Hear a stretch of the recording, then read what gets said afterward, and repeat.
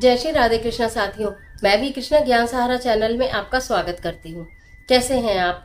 आपके अच्छे स्वास्थ्य और सुखद जीवन की मंगल कामना करती हूँ।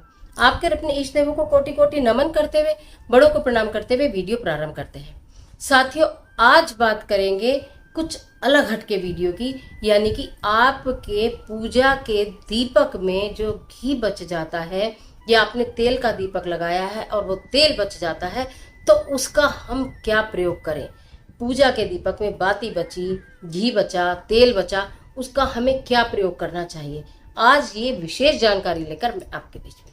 चलिए झटपट वीडियो प्रारंभ कर लेते हैं।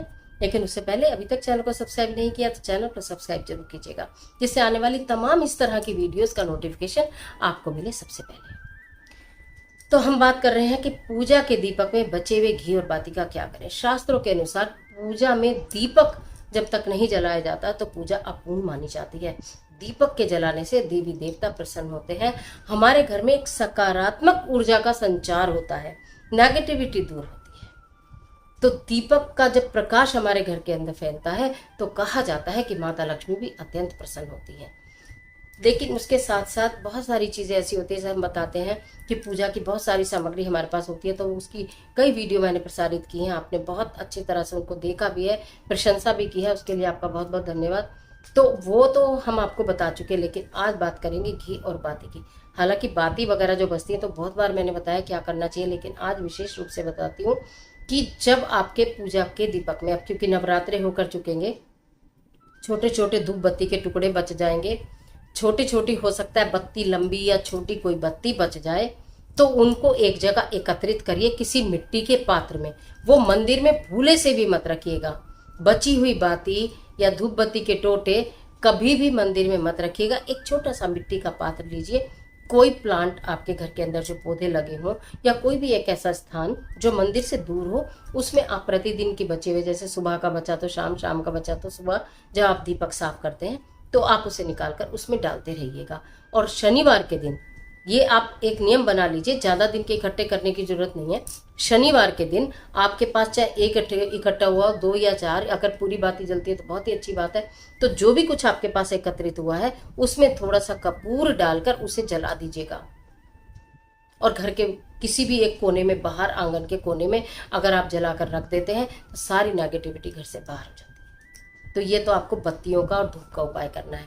इसके बाद बचता है घी या तेल। अगर आपके पूजा के दीपक में घी बच जाता है तो सबसे बड़ी समस्या ये आती है कि हम उस दीपक घी का करें क्या। उसको फेंकना भी नहीं है, वो तो दिव्य ज्योति का दीपक है।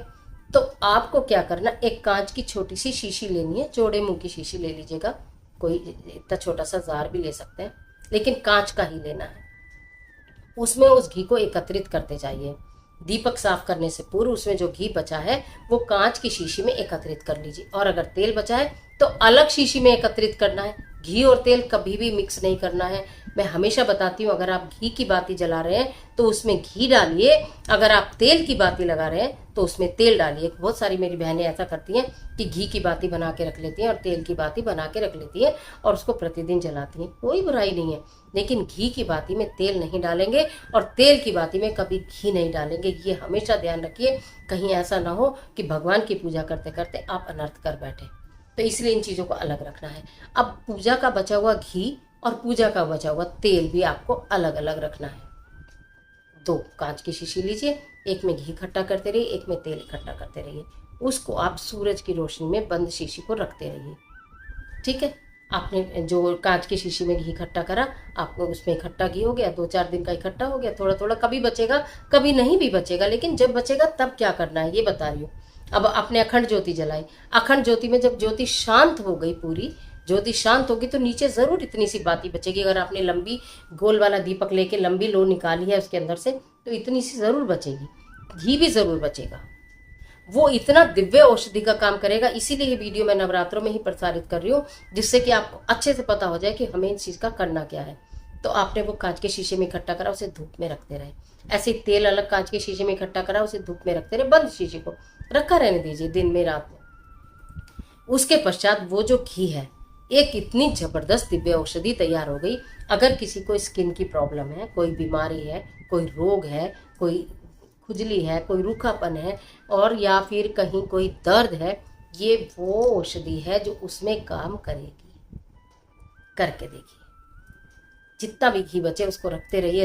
ये नहीं कि जान के बहुत सारा बचा लेना, नहीं, जो अपने आप ज्योति में बचे, जो अपने आप ज्योति में बचे। क्योंकि माता के सामने, भगवान के सामने, प्रभु के सामने ज्योति प्रज्वलित की है, उसमें घी और बाती कुछ ना बचे, इससे तो अच्छा कुछ हो ही नहीं सकता। लेकिन अगर बचती है तब आपको ये कार्य करना है।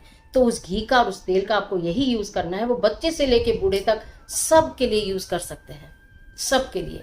अगर आपको ऐसा लगता है कि मेरे को बहुत अपनी स्किन बहुत बढ़िया चाहिए, चमकदार चाहिए, तब भी आप उस घी को यूज करिए। थोड़ा आप लगाइए, जहाँ भी आप चाहते हैं वहाँ उस घी को यूज़ करिए। किसी के दर्द है, बड़े बुजुर्ग हैं आपके घर में, उनके घुटनों में या कहीं कहीं भी दर्द है, तो आप तब भी उनको लगाइए। तेल भी लगाइए, घी भी लगाइए।